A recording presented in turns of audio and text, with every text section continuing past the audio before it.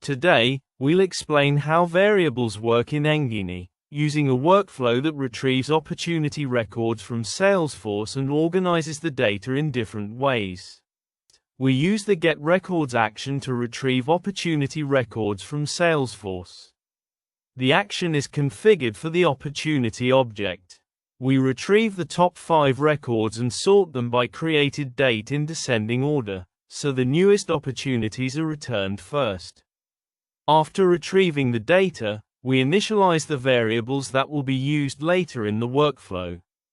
The first variable is objects.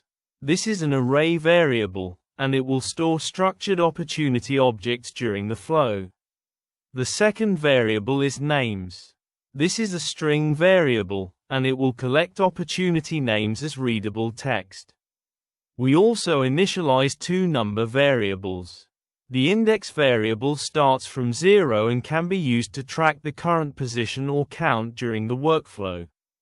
The loops variable starts from 1 and demonstrates how numeric values can also be updated while the workflow runs. Now, let's open the for each loop. The loop receives the opportunity array from Salesforce and processes each opportunity record one at a time. Inside the loop, we use append to array variable. This action adds a new object into the objects array. In this example, each object includes the opportunity name, stage, and close date. This is useful when you want to build a clean structured list from records returned by another system. Next, we use append to string variable. This action adds the current opportunity name into the names variable and separates each value with a new line. After that, we use map array. The map array action transforms the original Salesforce records into a simplified array that contains only the fields we need: name, stage, and close date. This helps reduce unnecessary data and makes the output cleaner for later steps. Next, increment variable increases the index value by 1. Then, decrement variable decreases the loop's value by 1. These actions demonstrate how number variables can be updated dynamically during a workflow run. Before running the workflow, review the variable actions and make sure each value is mapped correctly. Now, we save and run the workflow.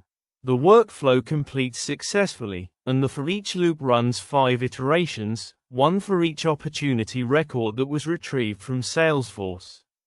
Opening the action details allows us to review the result of the run and inspect the data generated by the variable actions. In the incoming response, we can see the structured array output, the collected string values, and the updated numeric variables. We can also open the different actions inside the workflow to understand exactly how each one behaved during the run. This helps us compare the input and output of the variable actions, review the changes made in each iteration, and confirm that the workflow processed the data correctly.